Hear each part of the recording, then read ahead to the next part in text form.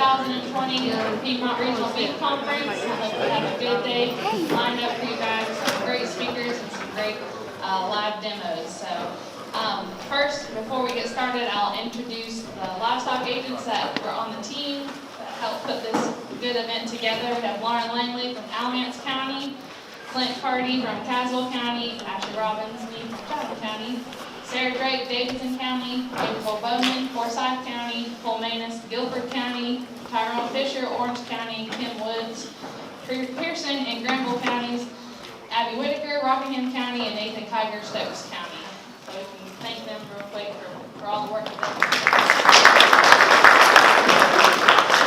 A couple housekeeping items. The bathrooms, there's a couple on the right and left of the auditorium, but there's a huge bathroom at the back, at the entrance on either side. The men's is on the left and the women's is on the right. So I'll go ahead and introduce our speaker, Dr. Darrh Bullock from the University of Kentucky. Darrh Bullock was raised on his family's beef cattle and watermelon farm in Williston, Florida. He earned a BS in Animal and Dairy Sciences and an MS degree in Animal Breeding and Genetics from Auburn University. He earned his PhD in Beef Cattle Breeding and Genetics from the University of Georgia. Dr. Bullock has been on faculty at the University of Kentucky since 1992 and holds the rank of Extension Professor specializing in beef cattle genetics. The majority of Dr. Bullock's appointment is Extension. However, he is responsible for teaching the department's beef cattle sciences courses. Dr. Bullock has received the M.D. Whitaker Award for Extension Excellence from the University of Kentucky, the Southern Region American Society of Animal Science Extension Award, the National ASAS Extension Award, and the ASAS Animal Industry Service Award, and has been awarded the title of Fellow of ASAS. Darrh and his wife, Helene, have been married for 33 years and have 2 grown children. So let's thank him for coming all the way.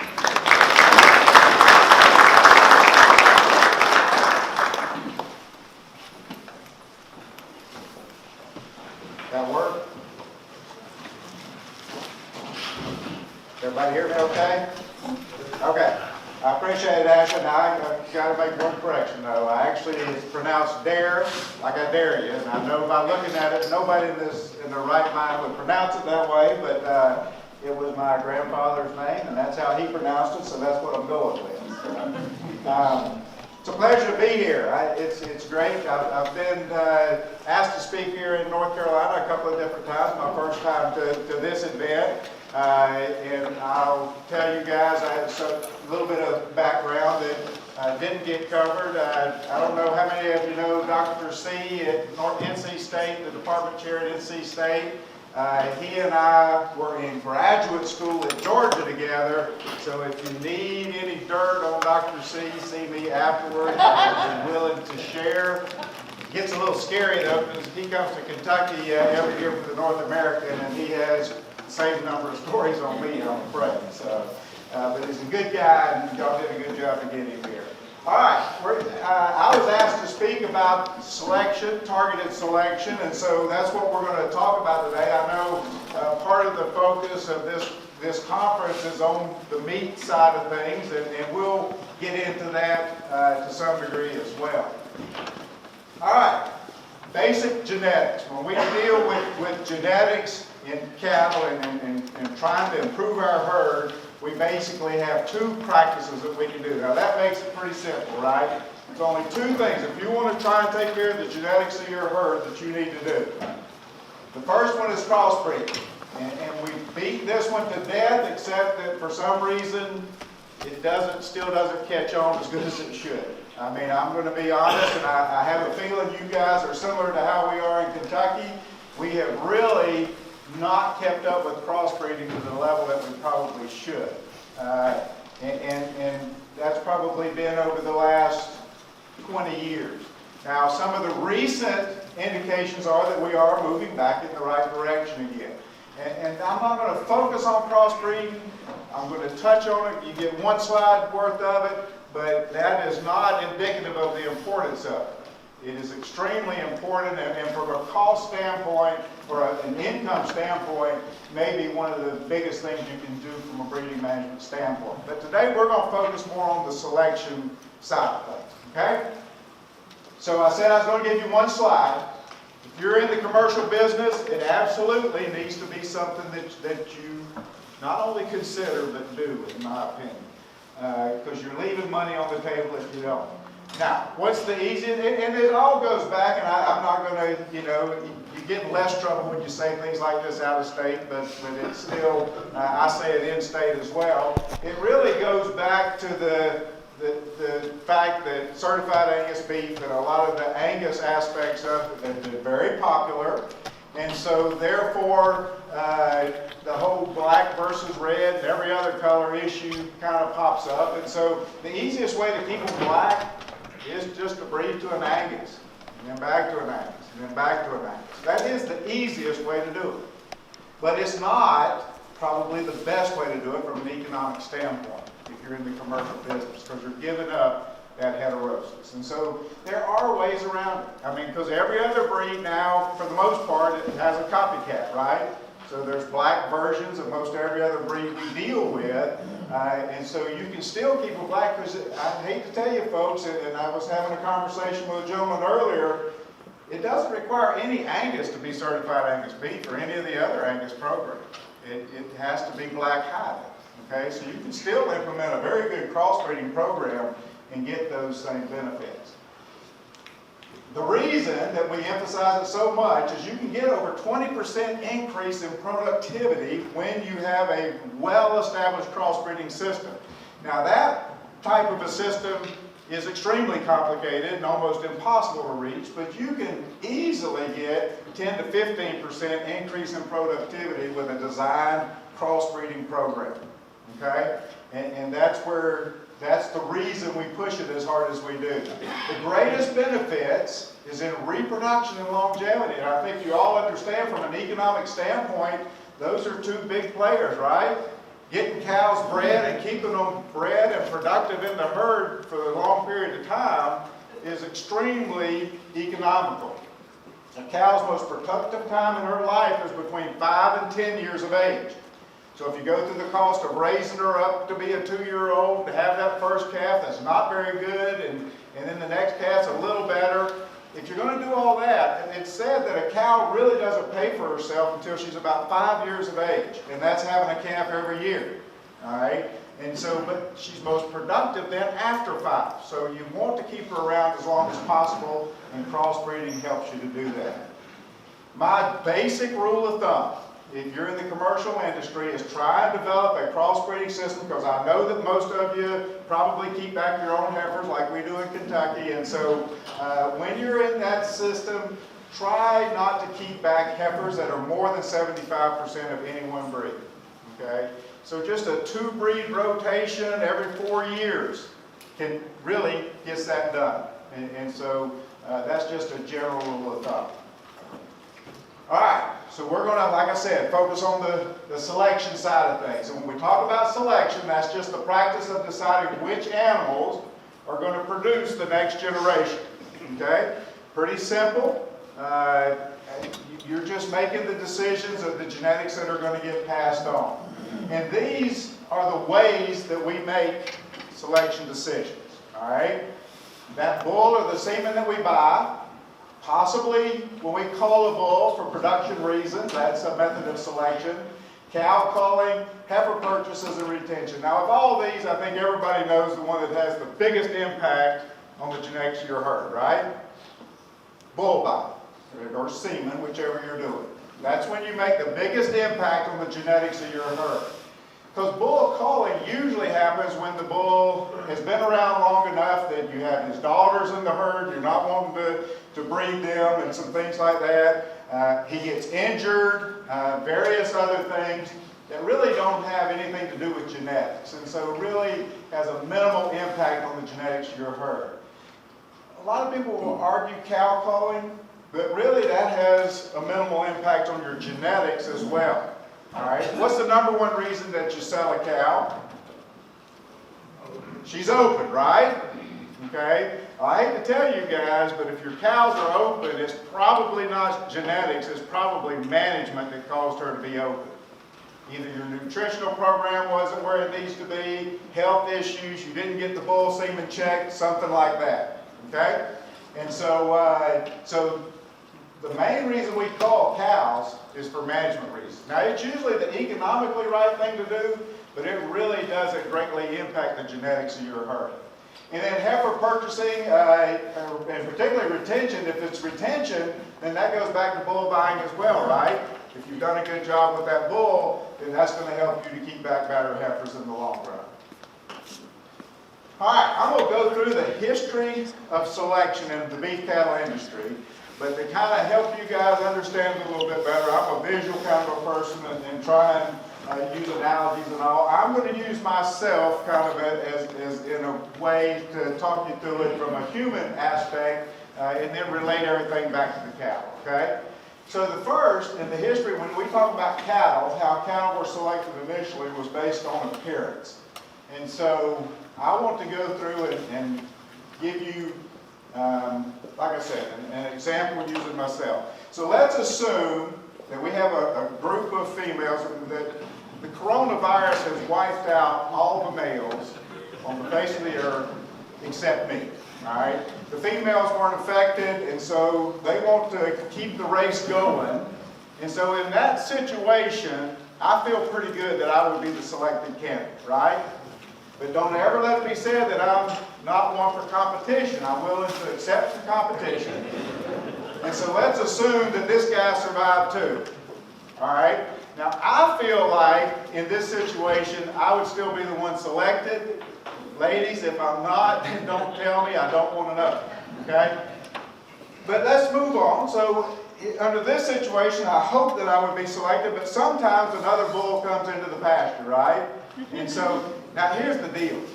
I'm going to be honest with you. I don't know exactly what a good-looking man looks like. I know that that's not a good-looking man. I don't know what a good-looking one was, so I did my research, and according to People magazine in 2017, Blake was the sexiest man alive. Now, I don't know about you guys, but they didn't come by and judge me, so I don't think it was very fair, the contest. But anyway, that's what they claim. All right, so under this situation, maybe it's Blake that would be chosen by the females to keep the race going. But anyway, relating this to cattle, can we select based on appearance and make any kind of progress? Well, this is a depiction of what the cattle looked like, the wild-type cattle looked like on the British Isles prior to selection. What do you see in that herd of cattle? Horns, hair, and a lot of color, right? And so that was kind of where cattle were in a wild state.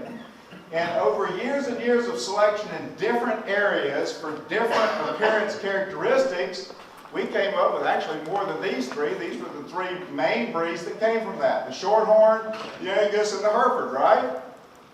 And so it's pretty apparent that based on appearance, you can change cattle, and you certainly can. So it is a valid way to select cattle.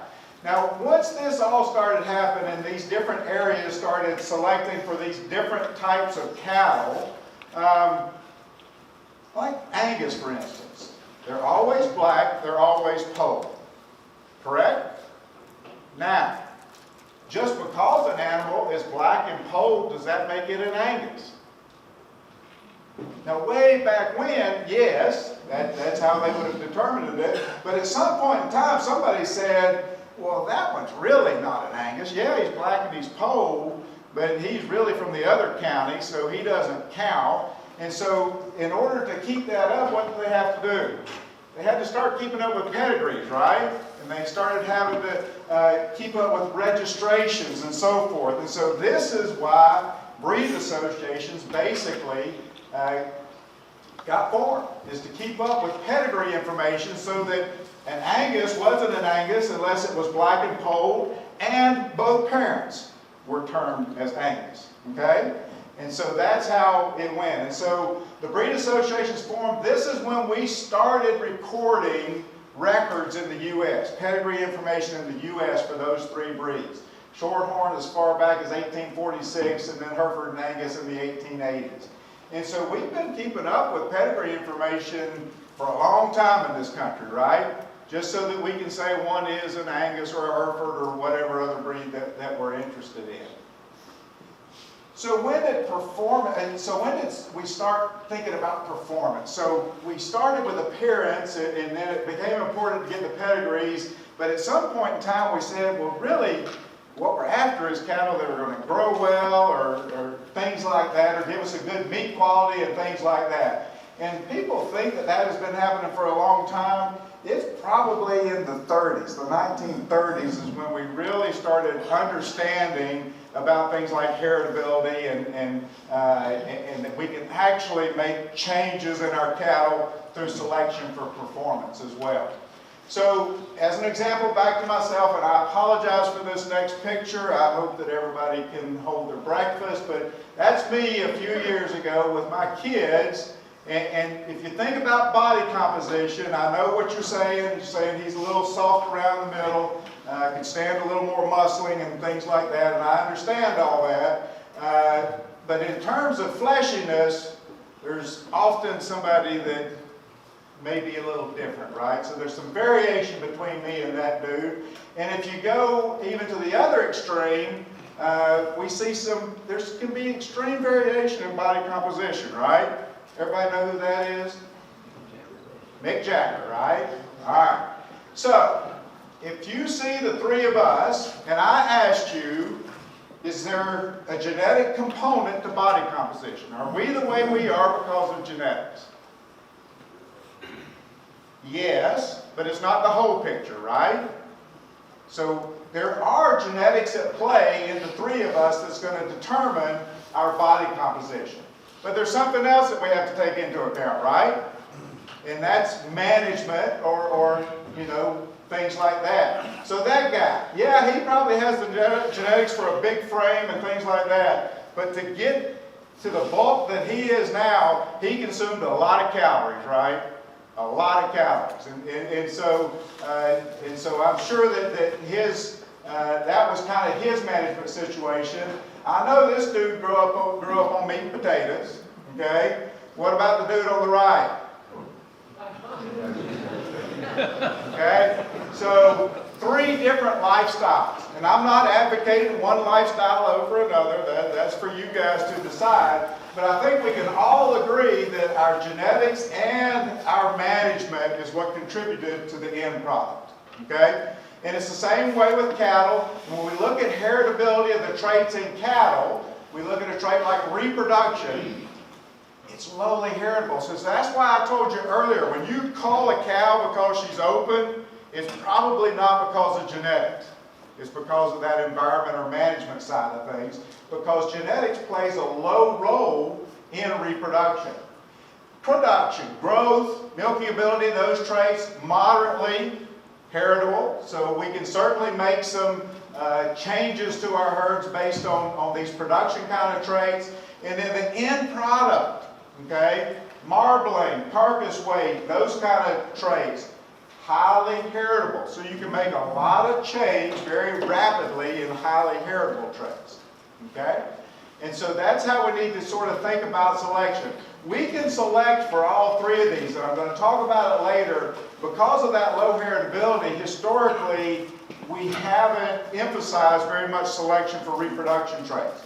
But because of the economic importance of reproduction, now that with some of the tools we have, it's time to rethink that, and we'll talk about that later. Okay, so to have performance, to make selection decisions based on performance, we have to have data, right? I know that you guys, just like everybody else, you eyeball some things, but really if we want to make change, it's better if we collect data, weights, measurements, all that sort of stuff. And so how it kind of worked out is, remember we had, so these seed stock guys, the guys that were producing the Angus and the Simmental and everything else, they were collecting data. They were having to send in pedigree information to the breed, right? When they registered their cattle, they had to send this.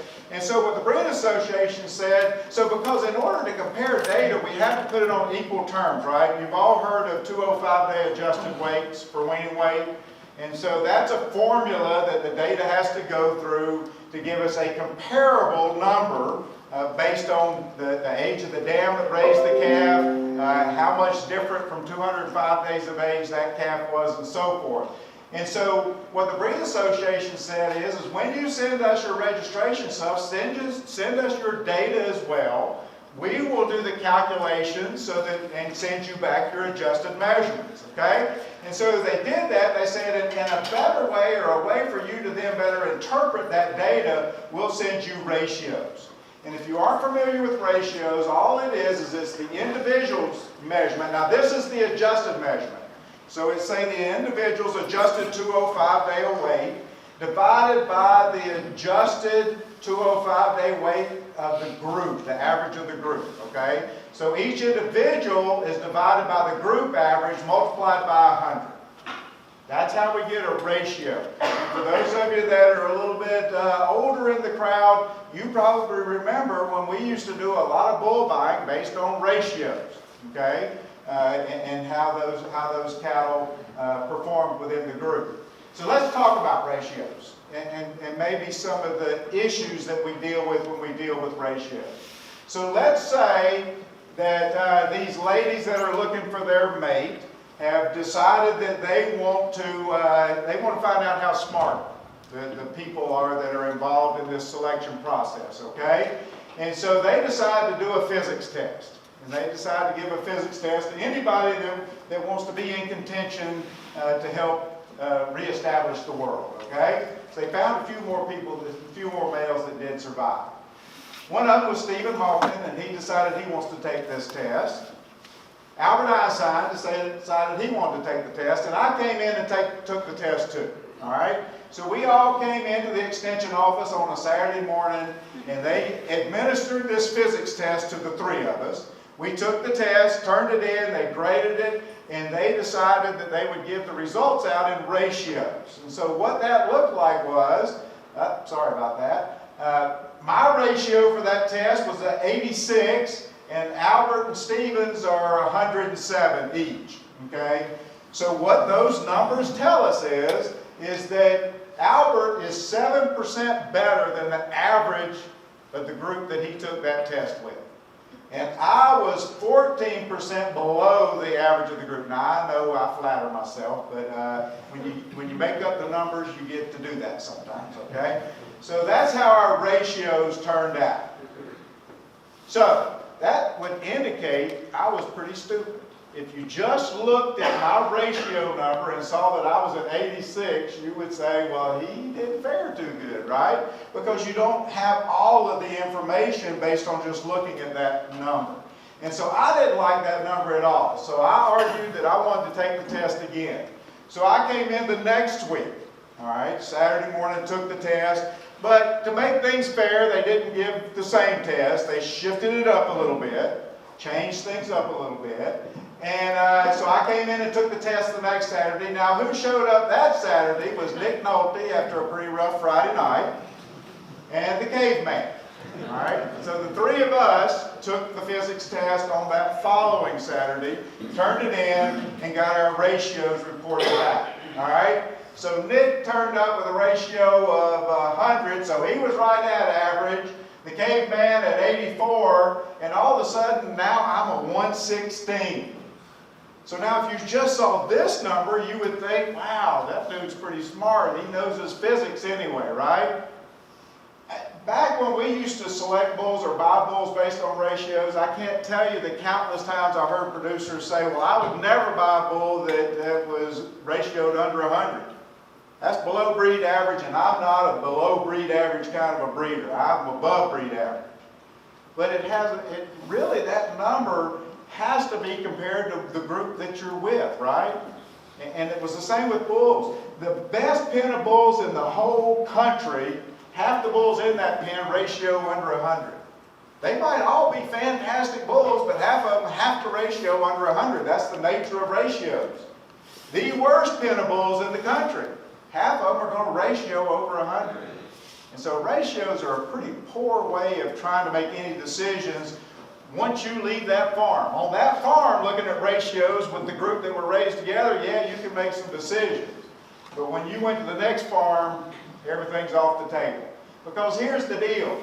The caveman with an 84 and Albert with a 107, just looking at those numbers, you really don't know which of those two guys is smarter. And so back in those days, breeder reputation played a much, much bigger role because you knew the farms that had better stock in general. So that you knew that if a ratio 101 on that farm was still a pretty good bull, and you knew the farm that wasn't so good, you knew that if you were going to buy a bull there, you better get one that ratioed really, really high. Okay? And I'll tell you how we use that information, because the information, although in and of itself is useless, it is very important to the tools we have today. All right? And so we've kind of gone down through the ratios. So the next thing that was because of the issues that we have with ratios, animal breeders knew that we needed something, a truer form of being able to select cattle. And what they came up with was what's called breeding values. And Dr. Henderson at Cornell is who basically developed the system that we use today still for producing EPDs, the basic system. Okay? And so this is basically his theories are what helped us to get to EPDs that we use today through National Cattle Evaluation. Now, the thing about it is Dr. Henderson came up with that statistical methodology back in the 70s. And it's one of those rare occurrences in science when Dr. Henderson came out with his theory, everyone agreed with it. It wasn't one of those things that you have scientists arguing one side or the other. This is one that everybody got on board with and said, hey, that's how you do it. That's how we can give producers a tool to make selection decisions. But as you all know, we didn't start really getting EPDs until closer into the 80s. And really didn't get them very, very good EPDs until mid or late 80s. Okay? And the reason is not because of Dr. Henderson's theory. It was sound. It was the fact that we didn't have computing technology that could handle that statistical model. Okay? For the massive amounts of data went through, the computers couldn't handle it. So we had to wait for the computer models to catch up. So this is basically how it works. So you take the pedigree information and the performance information and put those through this statistical model, and that's how we get EPDs. And the beauty is that management differences get taken out. Okay?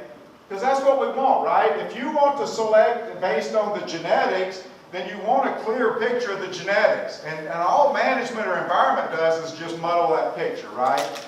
And so that's what this statistical model does, is it removes that environmental component. And in the most basic terms that I can show you now, and maybe it just shows my lack of intelligence, but this theory that I'm going to describe to you in 20 seconds took me 4 years to get at the University of Georgia. Okay, so this is a fairly simplified version.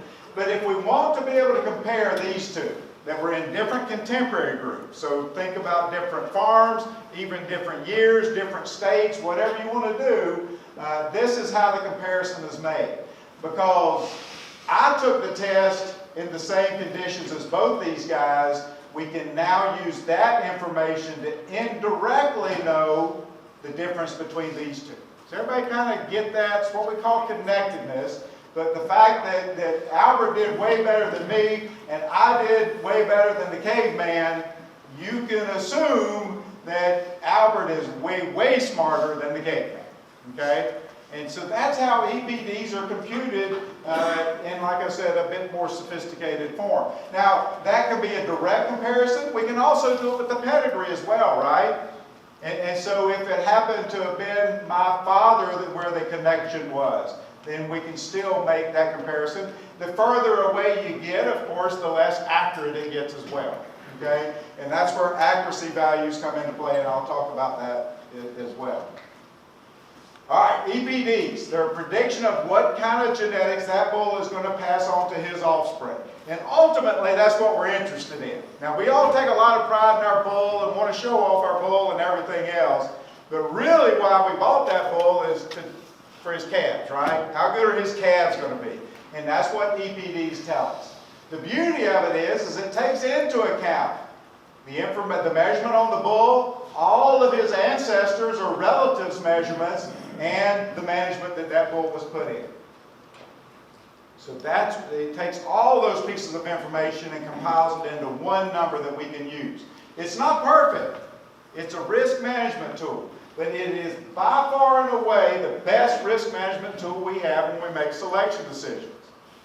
And we'll talk about it later, but I'm going to re-emphasize it right now. For the traits that we have EPDs on, I'm not saying, this does not mean that we only look at the numbers and that's all we pay attention to. We still have to look at things like structure and all those things from an eyeball standpoint. But for the traits that we have EPDs on, that is the single piece of information we should use to make our decision for that trait. Okay? All right, so let's put us through the EPD, the statistical model, and we find out that my EPD is a 15, Albert's is a 25, and the caveman's is a -5. All right? What do those numbers tell us? Just looking at those numbers, it really is hard to know what they mean, right? Because it's really and truly, that's not telling us how smart each of us are. Remember, EPD is expected progeny difference. So look at the differences here. There's 10 points difference there. There's 20 points difference here, right? So starting from a base, you have to start at a base in all cases. Let's say that Albert's kids, when they grew up and took the the physics test, their average score was a 95. Okay? What do you think that means for my kids? There was a 10-point difference, right? And so on average, my kids should score about an 85. Okay? And the caveman's kids about a 65. Now, what this kind of tells us is on average, his kids are going to be 10 points better at the physics test than mine. But a few of my kids may actually have higher scores than some of Albert's kids, right?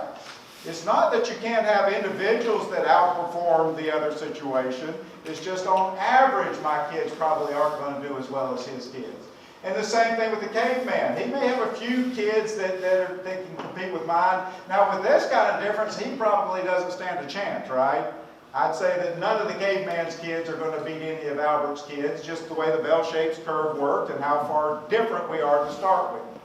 But there can be overlap, so don't look at one anecdotal situation and say, well, that calf that he said was sorrier produced a way better calf. Okay? Because it might have, but on average it probably did not. So how they work. Here are two bulls, two Angus bulls, and these are their weaning weight EPDs. That bull's a 65 pound, that bull's a 50. This does not mean that when you take that bull home, he's going to add 65 pounds to your weaning weight. Huge misconception. That's not how EPDs work. You have to look at the difference between the EPDs. So if we were to mate these two bulls to equal cows, equal management, everything's equal in the situation, we would expect this bull's calves to wean at about 15 pounds heavier than that bull's calves. Our growth traits. Weaning weight, yearling weight. You've all heard of Cavendish direct. That's a direct EPD because it's telling us about the cavities of that bull, and we'll talk about the differences in those here in just a minute. We also have what we call maternal traits, okay? And you only need to worry about maternal traits if you're keeping back replacement heifers, okay? And so if you are, then you need to look at some of them. So this is the trait for milking ability in these two Hereford bulls. This bull's milk EPD is 25. His milk EPD is a 15. What those values tell us is not 15, or it's not 10 pounds of difference in milk that they're producing. It's related in weaned calf, pounds of weaned calf. So if we make these two bulls to equal cows, equal environments, take their daughters, raise them, treat their daughters the same, breed the daughters to equal bulls, this bull's daughter's calves will raise calves that weigh 10 pounds heavier than the calves produced by that bull's daughters. Okay? So this bull is going to put more milk in his daughters to allow them to raise calves that weigh 10 more pounds at weaning on average than this bull's daughter's calves. Everybody see that? So it's for maternal traits is what shows up in the female in that next generation. Okay? Only worry about maternal traits if you're keeping back replacements. Here's the thing where I think we missed the boat a bunch, because when EPDs kind of came out, we in Extension and our zeal to educate producers may have oversold some things. It happens. You guys make mistakes too, so I don't want to hear it. So we may have oversold it and oversold the concept, but I really think it's just ingrained in us as Americans in general that more is better. Would you guys basically agree with that? We kind of shoot for that more is better concept. And it's hard to get that pulled back, but we need to be thinking in those regards. So I want us to talk about matching genetics to environment management and the market that we're going to be marketing those calves to. So back to my description, my effort before. So now we have to look at it on an individual basis. So let's say Janet, she's one of the females that's looking for a spouse. These are her criteria, what she's looking for in a man. Needs to party like a rock star, needs to drink his weight in vodka, and needs to sing and strut simultaneously. All right? So if we look at the people involved to make her selection decisions, I think it's obvious who fits that characteristic, right? That wasn't supposed to be that funny. All right. We know that's Mick going to fall into that category. All right? So let's see what Susie says, though, because she's got a different mindset. She's looking for intelligence, trustworthy, free of chemical dependency, athletic, handsome, all of these traits, even temperament. Okay? So now, if you look at the same group to select from, and I'm not going to circle anybody now because I think this was too obvious who it should be, but we won't go there. But it might be a different choice, right? And that's the same for you guys when you're thinking about the bull that you need for your operation. Don't go by what your neighbor is buying or what is best for your neighbor or what's supposed to be the best. I've been asked countless times at a bull sale, what's the best bull in the sale? There's a whole bunch of best bulls in that sale, and that's not a political answer. Because everybody at that sale probably would see a re-ranking of those bulls. If there was a true ranking of which bull was the best for them, and ranked them all the way down, that list would look different for probably every person at that sale.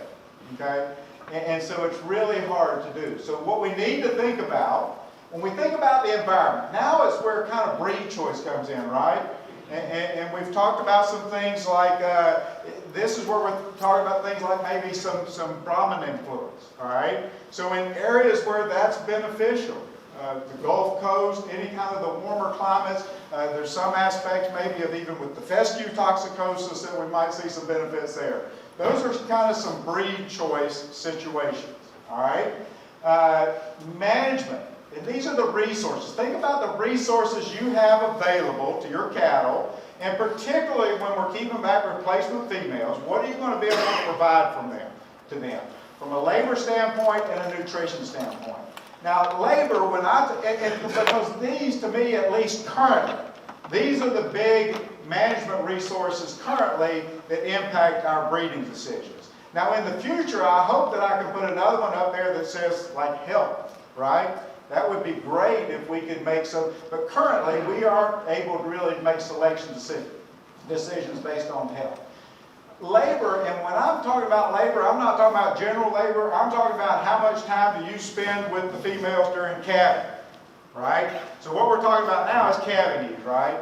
So if you're a part-time farmer and you spend an hour to two with your cattle a day during the calving season, and you're breeding some heifers or all heifers or whatever, you better pay close attention and make sure you have a pretty high standard for calving age. Whereas if you're the guy that can keep a closer eye on them, assist when needed, then you can reduce that standard. Now you might say, well, nobody wants to pull, so I'm just going to get as much calving ease as I want, as I can get. Now if you're paying more for that, think about it. If you use a calving ease EPD of a 7 on a particular breed, and you never pull any calves, how much more value is there in a 15? Zero. Zero. Okay? Once you have calving ease, more does not make it better. And what's that 15 likely to bring along with it? Less growth, right? And you can say, well, I can find a really high calving ease, really high growth bull. You can, but you better be willing to pay for it too, right? Because that's what everybody wants. So trying to find that balance is what you need to look for from that standpoint. Nutrition. I'm going to be completely honest with you. I don't know if it's the case in North Carolina, but in Kentucky, I think that the fact that we don't match our genetics with our nutrition very well has more to do with our reproduction issues than the fescue toxicosis that gets all the blame. And here's the deal.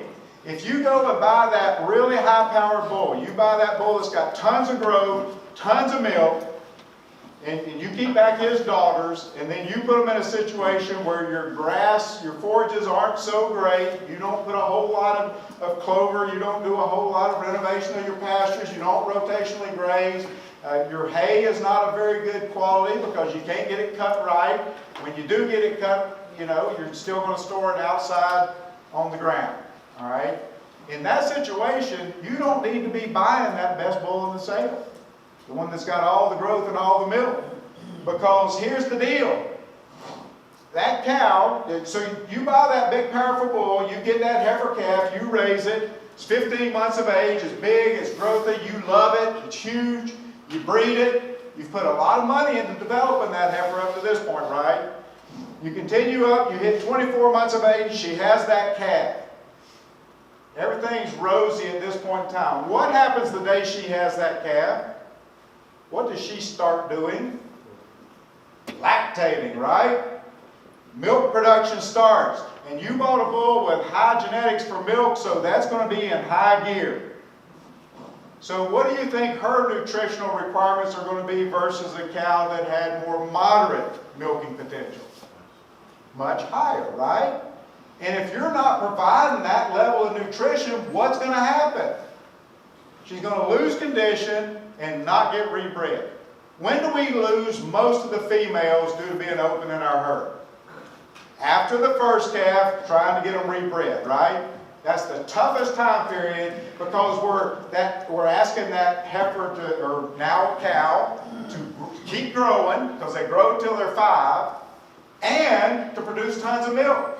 All of that takes a ton of energy, all right? So just be aware of that and try and make that. Now, if you do have a great nutritional program, then by all means take advantage of the good growth and the high milk because it actually is efficient to do so.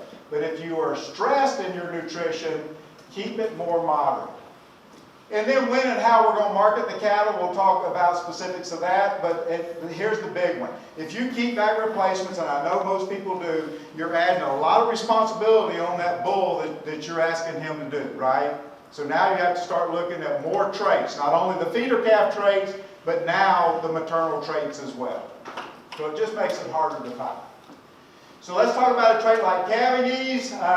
We have calving ease direct. That's telling us about the calving ease of the bull. So if you want to buy a bull that you want to put on heifers or whatever to be calving ease, look for higher values in calving ease direct. Okay? What's going to determine how high a level is going to be your heifer to cow ratio and how much time you spend with them during calving. All right? The more heifers and the less time you spend with them, the higher that calving ease EPD probably should be. But if you breed mostly cows and you spend a lot of time with them, you can relax that standard. Calving ease maternal. Not many of us are using this one, but it's a good EPD to look at. It tells us about the calving ease of the bull's daughters. So higher values here means that bull's daughters should be easier calvers, okay? I kind of use it this way. I have a limit. I kind of set a standard there and don't worry about whether it's, I just don't want it to be below that level. For heifers, for the maternal, Cavities maternal EPD, what I'm looking for there is not necessarily finding the bull that's extremely high.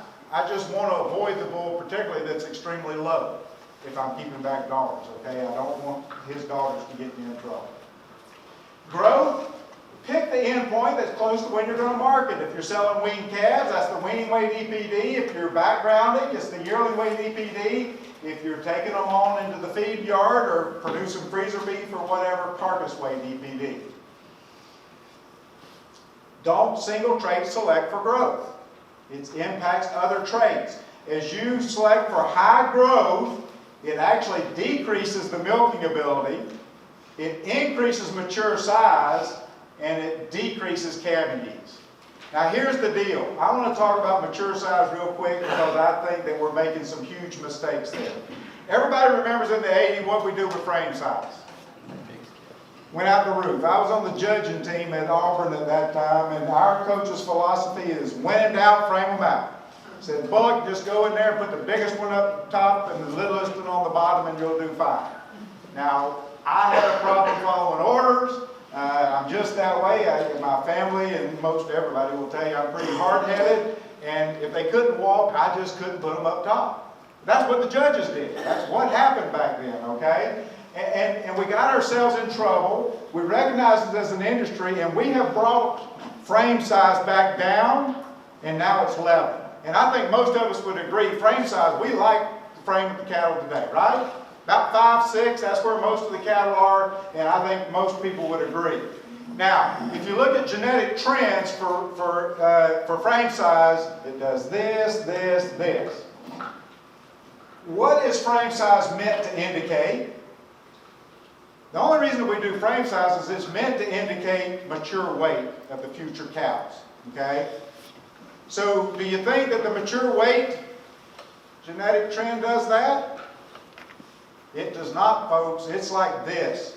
And so we've got their size down from a frame standpoint, but we're continuing to put more and more weight on those cows that we're keeping back in our herd.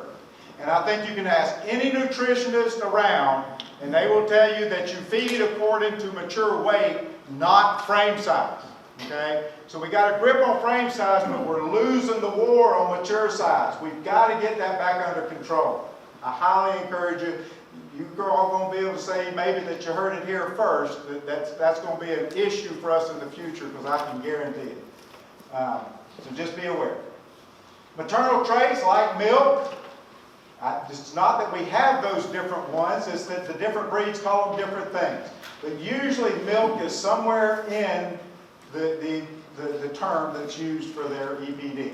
Our values means that bulls' daughters will milk more. Reproduction, as I said, most of us don't pay much attention to this. These are becoming more and more important, and hopefully we as an industry are going to give you better reproduction EPDs in the future. The ones we have now are okay, but I think we're going to get better ones in the future. I hope so. But because of the value and that we have EPDs to select on and not just raw numbers, I encourage you to start looking at these reproduction EPDs and when you're keeping back daughters, taking advantage of them. There's another one that I don't have put up there now. It's called Preg 30. I think Gelbvieh is the only breed that has it right now. I hope the other breeds pick it up. To me, it's going to be an important reproduction EPD for the future. What it tells us is what's the likelihood of that bull's daughters being pregnant at 30 months of age. So that's the rebreed time, right? That's telling us which ones had their first calf, rebred, and are pregnant to have their second calf at 30 months of age. That is an important EPD, and I hope the other breeds will pick up on that one because I think it's got a lot of merit to it. Carcass traits, here's the deal. Carcass weight, I want you to hear, it depends on kind of what you're doing with things. I can tell you, if you're selling commodity beef, you're retaining ownership and selling cattle out on the rail, that's probably the EPD that dictates whether or not you're going to make more money or not. It's not marbling. Most people think it's marbling. Carcass weight is still the driver in terms of the carcass traits when you're retaining ownership. Now, for you guys that are selling freezer beef, we need to rethink some of this, because you probably need to be looking, because most people don't want a 1,000-pound, 1,100-pound carcass, right? Most of your customers, they probably want something that's more than that 6 to 7. And so that should be a huge thing to try and moderate for you guys that are selling freezer beef, as opposed to you guys that are producing the end product. The other thing, I mean, in the commodity market. The other thing about carcass weight is, though, remember, if you shoot for real high numbers there and you keep back daughters, that's probably the trait that's the most correlated with mature weight of the cows. So just be aware of that. And then the yield factors, ribeye and fat, we can certainly use those to help us out in those selection decisions as well. Other traits, like docility. We now have a docility EPD, and it's very effective. So if you want that bull to pass on good genetics for docility, higher values means that his calves should be gentler. They still need to be treated right. And I also would encourage you, even though the bull has good docility EPDs, you got to go visually take a look at the bull and make sure he's not a killer, a human killer. Because that still happens, right? Even if he has good genetics, if he wasn't treated right, he can still be a bad dude. So make sure you go take a look. Scrotum circumference, the only time you'll ever hear me say this, if you're a commercial cattleman, it's the actual measurement that you're interested in. It's the only trait that we have an EPD on, that if you're a commercial cattleman, it's the actual measurement. Because it tells us how big the calf's scrotal circumferences are going to be, right? The EPD is. If you're a commercial guy, you're hopefully going to be castrated. And so it's the actual measurement that a commercial guy looks at. If you're a seed stock guy trying to produce bulls to sell to commercial guys, then you still need to look at the scrotal circumference EPD. Higher value, bigger scrotal circumference in those bulls you're selling. And then if you're looking for things like you want to keep them black or you want to keep them polled, look for the term homozygous. Homozygous black or homozygous polled means that you should get all black or all polled calves. Double bred black, double bred polled just means that both parents were either black or polled. They can still be carriers. Okay, so just be careful. This is a tool, a useful tool I want to go through real quick. And so when you go to buy a bull, I don't know if you've ever done this before, but I would encourage you to get the Epd Percentile Table for the breed that you're interested in to help you find out where a bull ranks within his breed for certain traits. And I'm just going to show you real quickly how to use that. So this is a Simmental bull that we see as EPDs. If you don't know anything about Simmental, you don't have any clue what those numbers mean, whether they're good, bad, or indifferent, right? So if you get that Epd Percentile Table from the Breed Association, now you can make some educated decisions. Let's say you're interested in calving ease and that bull is a 14. So you find the calving ease column. You come down to 14, and it's actually between this 14.5 and 13.5. You come over to the side and you say, okay, that bull is in the top 10 to 15% of the Simmental breed for calving ease. So now you know something about it. It's not just a vague number that's out there, right? It means something now. Now you know that that bull is one of the better bulls in the breed for calving ease. Same way, let's say a trait like marbling, find the marbling column, come down, 0.27, come to the side, top 20% of the breed. Now these are absolutely breed specific. So don't try and make associations between calving ease and Angus and calving ease and Simmental. No similarity whatsoever. Okay? So you cannot make those direct comparisons. Let's go to genomics real quickly, and I'm going to try and wrap up here. How genomics work. This is what we call a SNP, single nucleotide polymorphism. Throughout the genome of these two bulls, these are two bulls, everything is basically the same. These A's always match up with T's, and C's always match up with G's. That's going to always happen. But you can see at most locations, these two bulls are exactly the same at all locations. But at some point in time, we had a mutation that went on. And actually, so what used to be a CG and say the wild type, for this bull is actually a TA. Okay? Does that make any difference in how this bull is going to turn out? The fact that that mutation happened? It may, and it may not. It depends on where it happens, right? If that happens in the coding region, it could produce a completely different protein and could have a big effect, right? It might be lethal. It might mean that it's lethal and the calf dies embryonically. Who knows? Or it could be that single change is what makes one red or black. All right? That's how it works. And so it can make some differences. Now, what they did was they went and they found these markers because it doesn't have to be in the coding region either. If it's close to the coding region, we can still get some information from it as well. So the genomics company found 50,000 locations in the genome, evenly spaced, and then they make some associations with a trait like yearling weight. And so how high the bar is how much of an association with yearling weight that particular SNP has. And you can see on chromosome 6, there's a major player, right? So that's a major gene that it's identifying for growth that's on chromosome 6. And then you can see that one, and that one. Those are pretty significant markers for growth as well, okay? And so what they did was originally, when we first had genomics in the beginning, is they came up with what they call molecular breeding values based on those associations. And so what you guys saw there probably about 15 years ago now, when we had what we call molecular breeding values, you could go to a sale and you could see for two different bulls, different values for their MPB, and sometimes their EPDs would be the exact opposite, right? And so the decision was, well, which one do I use? And at that time, the technologies were probably pretty equal, so there was not a good answer. We in Extension struggled mightily with it because there wasn't a right or a wrong answer. So we worked hard with the genomics companies and breed associations to do what we do today, and that's where we incorporate genomics into the EPD. So it goes through that same statistical model, but now it helps us to get a better EPD. So now, based on having genomics or not, it improves the accuracy. It may change the EPD up or down, but what it definitely does is when we have a genomics test, it improves the accuracy. So it reduces the risk of our bull buyers when they go to buy that bull. They can be more assured that what they're seeing is right. So why do we have improved accuracy? Because we get more data from it, and it also improves the pedigree. Okay? I want to talk about real quick, it helps us with parentage. You know, about 15% of all parentage that goes into the breed association is wrong. And so for one thing, it can help us pick those up and get those right. And also relationships. I think you guys all know that the expected relationship between parent and offspring, that's not expected. That's always right. You get half your genetics from each parent.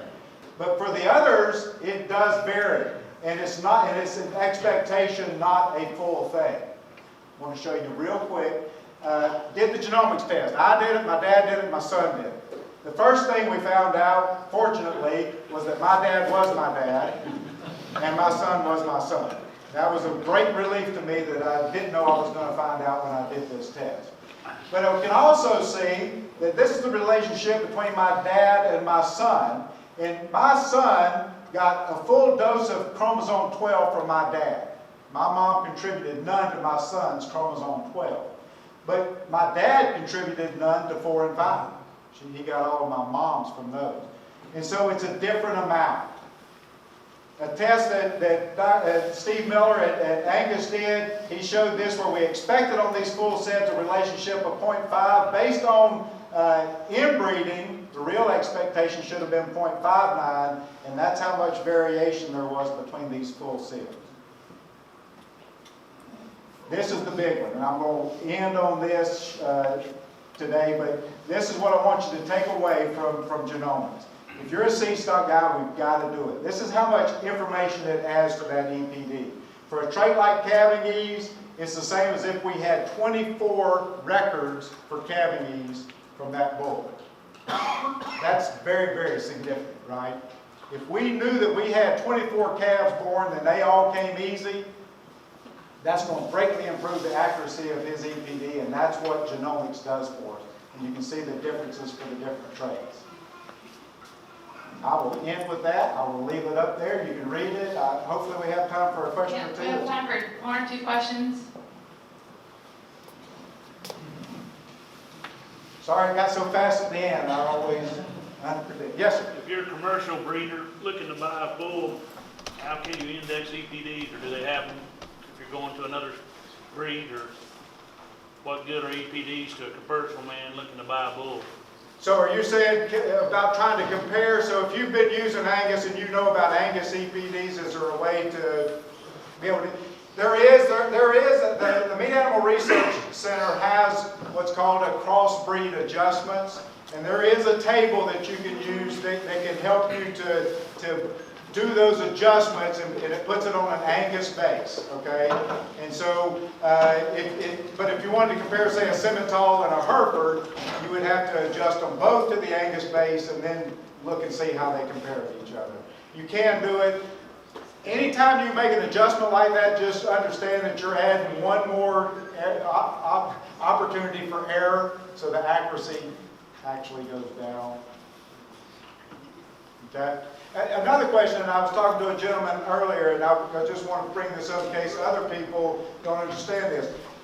EPDs work in crossbred cattle as well as in straight-bred cattle, all right? And that's a misconception, but the research has been done. Those differences that we expect between two bulls, if you use them in a seed stock, in a purebred situation, they work like that. They work exactly the same in a crossbred situation too. So don't think that you lose accuracy by using them in crossbred.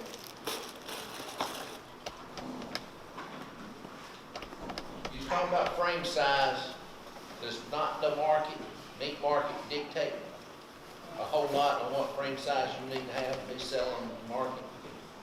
Well, it does, but frame size, I look at frame size 2 different ways. If you're looking at frame size from a feeder calf standpoint, and even the packers and feeders anymore, they're going to tell you put as much frame in them as you can because they handle it. We used to hear the term, it won't fit in the box. All they did was make the box bigger. So there's no such thing very much anymore on the meat side of things as too much carcass weight. They'll take them really, really big.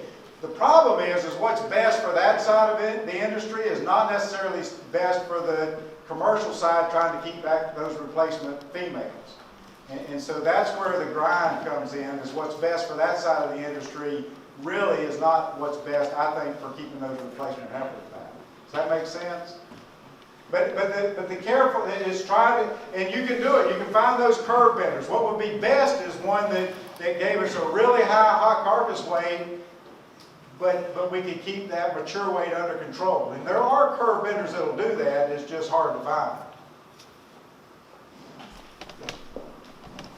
As the rating system is shifting more towards the choice, how is that going to affect the commercial man and what bulls he buys? It depends on how you market them, right?